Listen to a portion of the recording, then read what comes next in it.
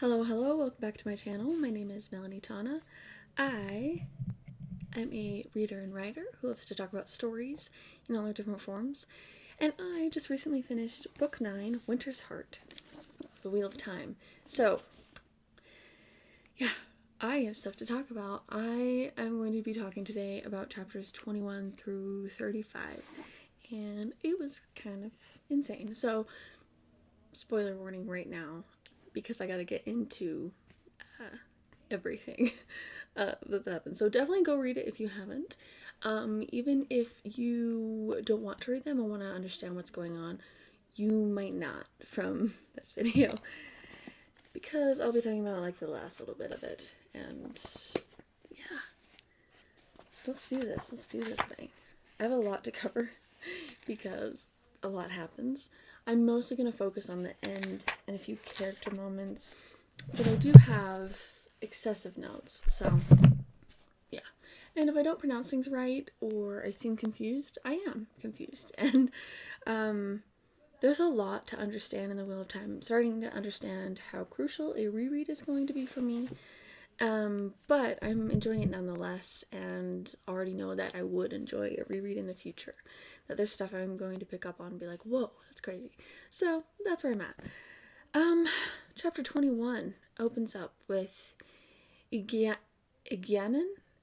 that's what I'm going to say. She is from the Seanchan. She's a higher up who Elayne and Nynaeve met earlier in the series. They bonded a little bit, and she is with Domon Bale. He's sort of a slave/servant to her, but he doesn't really understand his role. Like, he's very forward with her, as he feels like maybe a husband might be with his wife sort of thing. And it's just kind of endearing to watch them. And then Bethamine, I think, comes in. Bethamine is worried about the Seeker, worried about being found out, about the treason that she committed, and about the male Adam that they have that could potentially control Rand, or a male channeler. Gannon and Damon talk about that they need a crew. And they mention Matt and Tom Marilyn being good options for them. People who could, who have gotten out of trouble and who are clever. I like that she knows Tom and she's like aware of his cleverness, that he's not just some old man. But yeah, knowing that they'll be useful to them. And then chapter 22 jumps to Farmatting, where Rand has gone with Min to find the Ashman who had tried to kill him.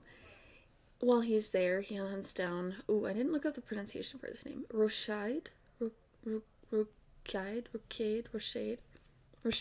who knows?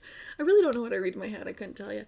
But he finds him and kills him, tries to get Kisman as well, but he gets away, and then something happens to him. He thinks the Chosen are punishing him, and then he kind of, fades out. You assume that he's maybe dead, at least, definitely hurt. It's like the last thing he sees is this, so you assume he's, gone. But it's not Rand who got him. And then the chapter ends with Isham, and I will better understand this stuff on a reread, but it's a little spooky and a little bit of madness, it feels like. Going on to chapter 23, we have Cadsuane leading people to Farmatting, toward the entrance. Shalon is what I think, is the POV. As far as I understand, she is a windfinder. There's some contention with Hareen, who's younger than her, but because of something Min said to her about her future leadership, she's already acting like she's in charge. Farmatting, the place they're headed to, is similar to an Ogier steading, in the sense that the Terangrial kept there, either 3 of them or one very powerful one, prevents them from channeling.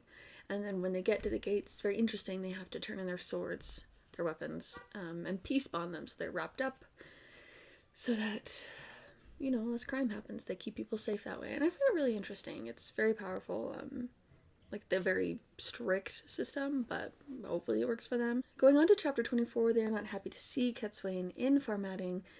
The councils have a means of tracking channeling. I don't remember who says it, but I noted that on page 401, someone says that I think perhaps Cadsuane meddles the way anyone else breathes, and I think that is a really excellent observation of Cadsuane.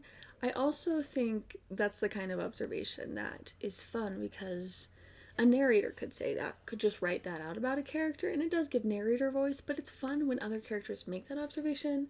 Like, that's how people see her, and I think it's definitely accurate to her personality. She does meddle. When she finds something important for her to take part in, she's going to do it right. So yeah, that would be Cadsuane to a T, I think. In chapter 25, Min and Rand are together. They're having a very intimate moment when Cadsuane barges in on them. She and Rand have this sort of passive-aggressive dance between each other, where he knows, because of what Min has seen, that he needs her help, but he is begrudging to let anyone help him. And she knows, by way of her own who she is and her know-how, and by being an Aes Sedai, that he needs her help, and that she thinks that she can help him sort of soften to not fall apart in his duties, I guess. And then Alanna comes in, and Alanna has bonded Rand against his will, but it's been a bond for a while now. And she recently fell ill because of the bond he made with Aviendha, Elayne, and Min.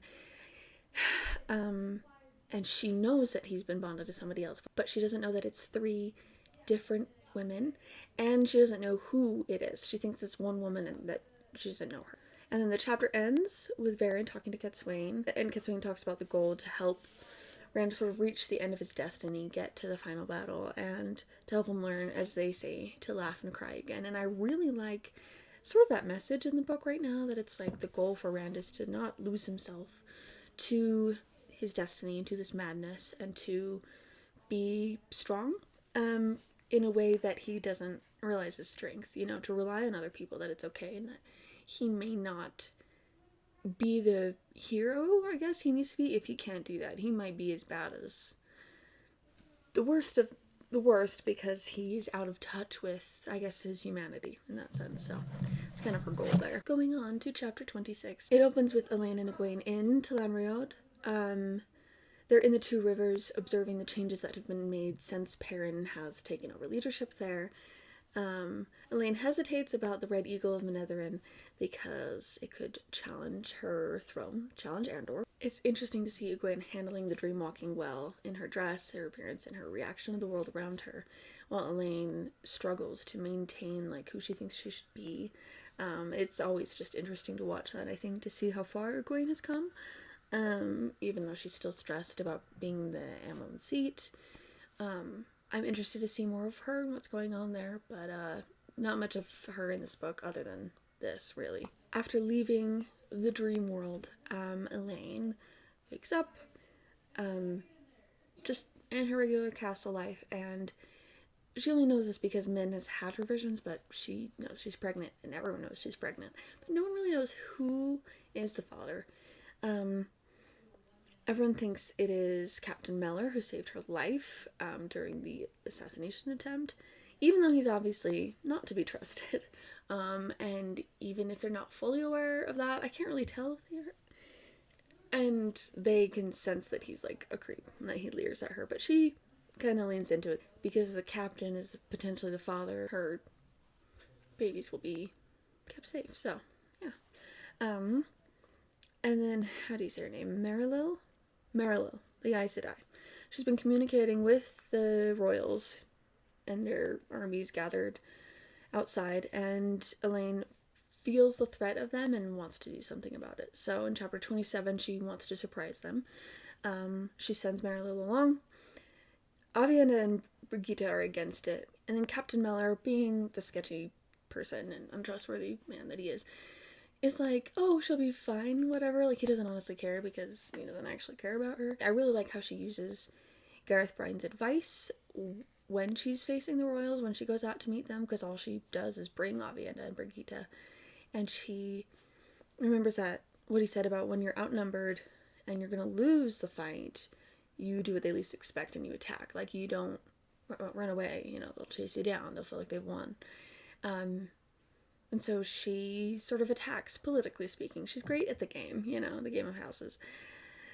Damar. She's great at that. I really like when she uses advice from people, that's a common, like, thought process for Elayne in her head. Like, so-and-so would tell me this, Linny or my mom or Gareth Bryant. I think that's an interesting part of her character because she wouldn't be able to do any of these things if she didn't have their great advice. So I think it's very cool that she has that in her head and you get that perspective, because a lot about her I don't really care about. So I do like that about her. She does tell them where Rand is and then leaves and sort of gets, I don't know, the game she plays is very interesting and I need to read over it again. Read over it already, but it's interesting to watch her feign confidence because it's very intimidating situation for her to be in. But in the end, she returns when she gets back and she's exhausted and she wants to sleep. She's informed that there are armies approaching, and she immediately makes these snap decisions. It's like, hey, send people out. Like, if people are ready to go, tell them they can leave now or they'll be stuck here. Collect all the food we can so people won't go hungry if we are kept trapped within the walls, and let's figure this out. And just very queenly of her. And yeah, and then we go to chapter 28, which is a Mat chapter, and thank the stars, Tylan leaves the city to go hang out with Seanchan and not disappoint them, basically follow them along and become one of them. And she leaves Mat behind, which is a blessing for him. Beslan, Tylan's son, he is against this Seanchan being there, and he wants to start an uprising and, like, tells them this, and Mat's just trying to free some Aes Sedai and get out of there, but he has to quell Beslan and be like, just don't do anything yet, please. Like, don't, this might be your fight, but it's not mine, sort of thing. And also, they're very good fighters, the Seanchan, so, like, what could he do about it? So he kind of simmers them down. I also am very interested in Noble, if that's how you say his name. He's telling stories, he's seen things, and he feels like very Tom-esque to me, but he was just there at the right time, and that makes me feel suspicious. Whether or not he's good or bad, he's definitely more important than just some old man. And yeah, I'm interested in who he is and whatnot. Going on to chapter 29, Mat's plan is being put together. They test the Adam that they were able to steal, but it doesn't work because the fake Saldam that they're trying to impersonate need to be channelers, and not everyone is aware of that, and it just doesn't all work. He's stressed about the plans when he runs into Daban, and then makes a deal with Gannon to sort of put their efforts together to become her crew in a sense, and for her to join his for safety and protection to get out of their sticky situation. 30 is sort of the day of Mat's plan. Beslan is supposed to be drunk, like too drunk to be a suspect in their escape. And then Gannon changes the plans, and Mat just has to follow along. In chapter 31, the plan continues. I really like when he goes in to save, is it Nestel? One of the Windfinders, like, kind of outside the plan and not sure if she'll, betray them because she's so bonded to the Seanchan with her slavery role. It's creepy, like I've said before, how much they become like pets because they've been broken down mentally. I hope to see a change in that, but she says, I'll fight them. Like, I'm not gonna turn you in. He's like, okay, I'll save you. And she's like, you're a good man. And all he says is, I'm just a gambler. And I love that. It's another good perspective of his character in that even when he's doing something selfless and heroic, he's like, I'm just gambling, because it is a gamble. He doesn't know what's going to happen, if it's going to work out. But in saying this, he shows the humility, and that he's just like, why else would he be doing this other than to be a good person? But it's seen as like, he's just gambling to him.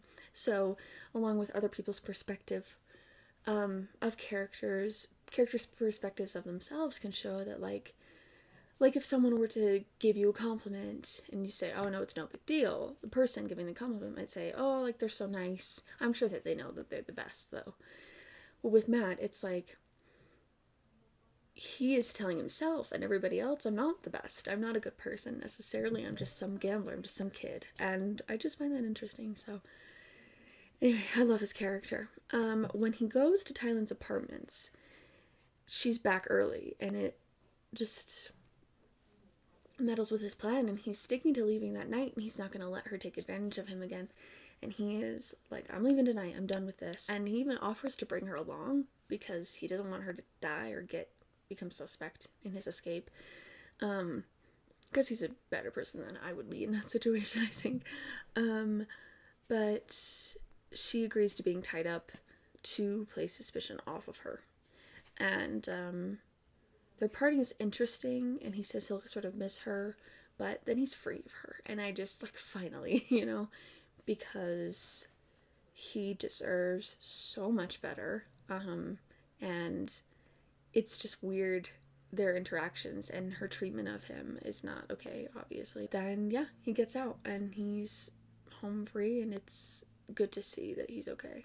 Like, that he's out of her grasp, finally, and that she lets him go.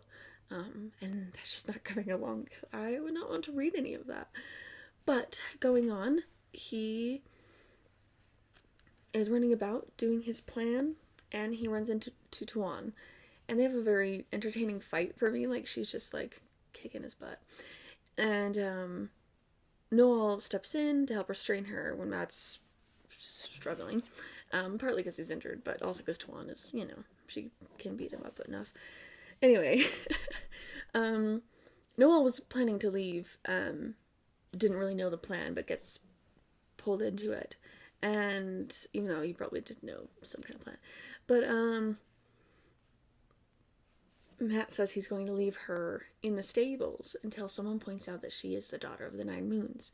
And the elfin, the snake-like beings, as far as I remember, they are snake-like. That he met in that mirror world, remember that?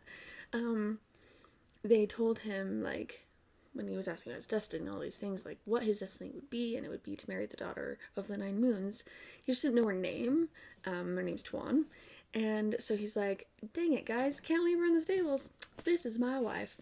And so he basically says we're bringing her along, and she seems pissed about it. But I'm interested to see their interactions here on out, how that'll go, because destined relationships are fascinating to me.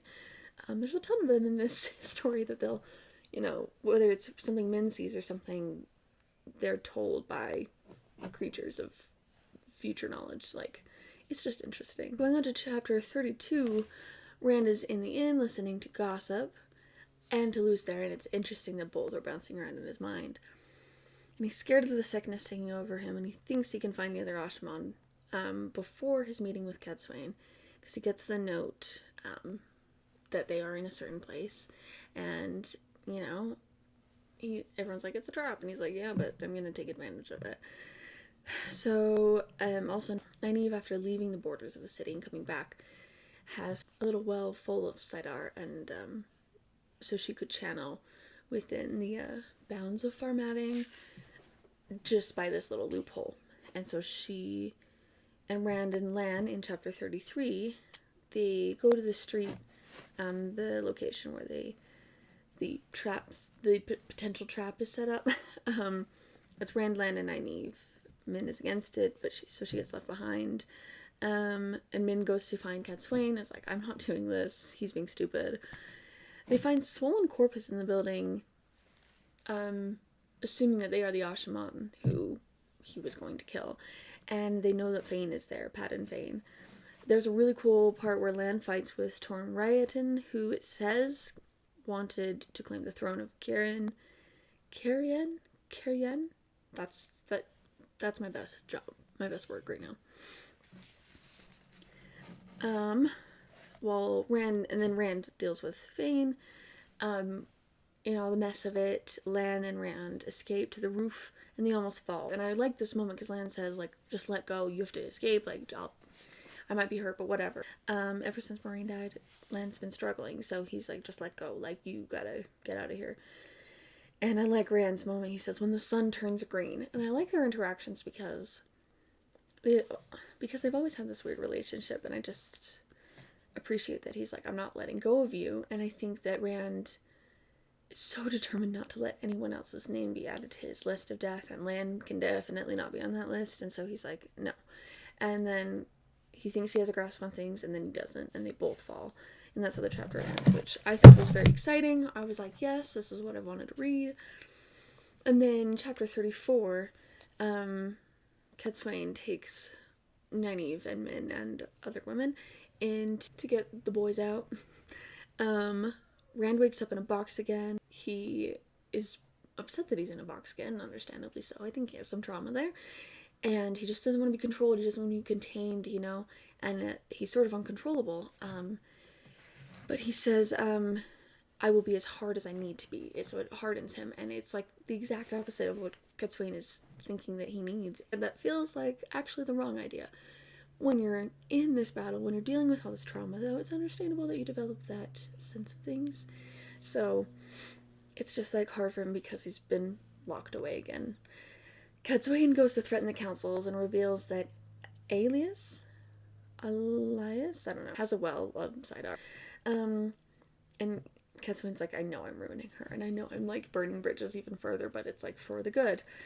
And I gotta read that again because I'm curious about everything that's going on there politically. But going on to chapter 35, this is what I've titled the crap happens chapter.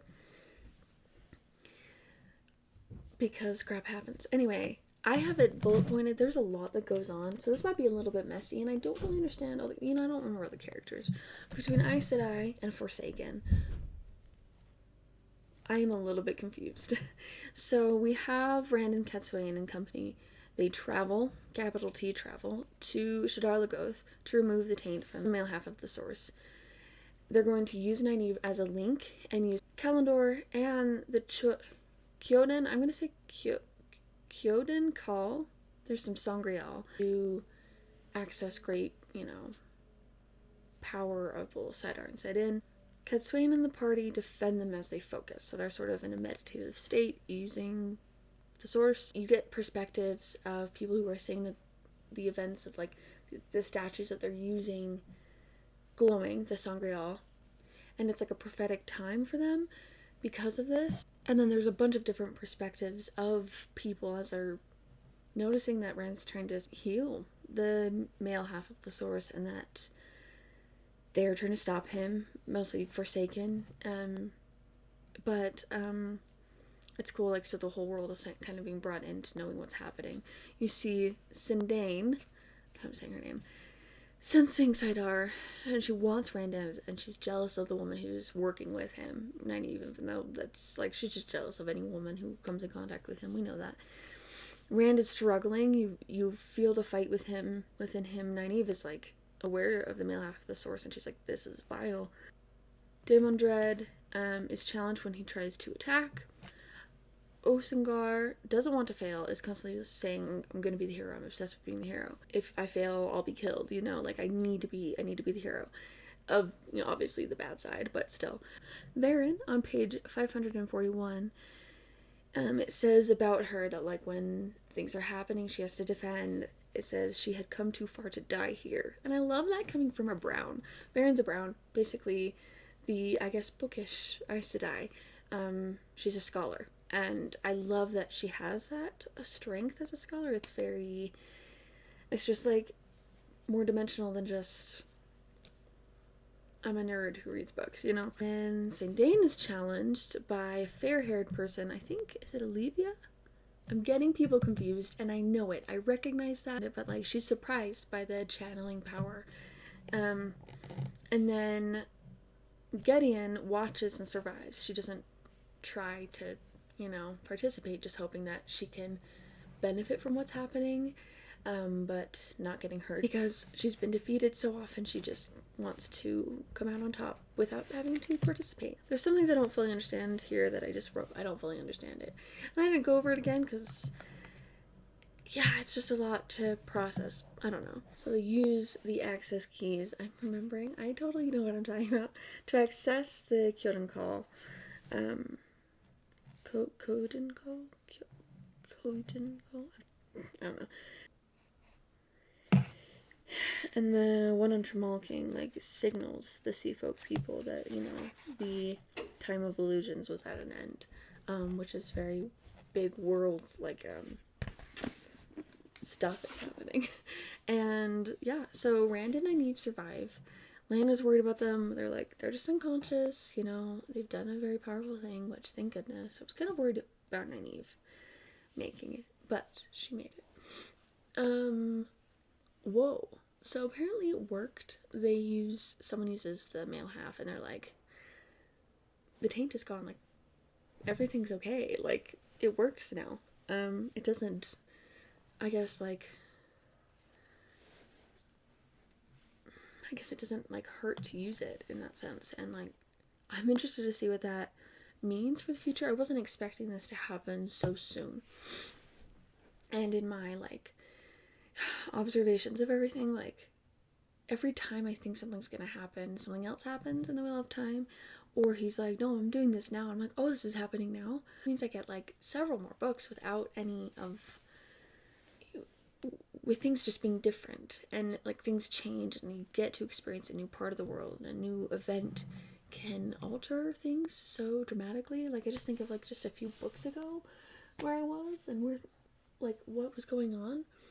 And I enjoyed the end here. I'm very interested to see where it goes. I understand why people were telling me that after reading 9 and after the events of 9, it makes sense that there's a slowdown in book 10, that people are reacting to what's happened. But I'm okay with that. I think I'll probably still enjoy it. I'm just reading some other books in between, and I'll get to book 10 in a little while. Not too long. Crazy stuff, and I really love it. I'm actually super duper excited to see what's coming next, and interested to see more perspective from Egwene. Always want more Matt perspective, and Perrin's pursuit of Phelan, helping her escape, or her helping herself escape, or if she escapes. So we'll see what happens. Thank you guys so much for watching. This is just kind of summary of what I read and where I'm thinking about it going, what I'm interested in, what I'm not interested in, and what I don't understand. And there's a lot I don't understand, but I appreciate everyone's been so kind in the comments. Please continue that. Can't ask for much more. And if you have any thoughts on book 9 or favorite moments, or you better understand chapter 35 entirely, I don't mind. Like, please tell me all about it in the comments. Thank you guys for being here, for following me on my journey. It's just super cool to have a bunch of Wheel of Time fans supporting me in this, and I feel very welcome, and you all have been so kind. So anyway, thank you for watching. Have a wonderful rest of your day or night or whatever it is, wherever you are. And yeah, may the light be with you. I will see you guys later with another video. Bye.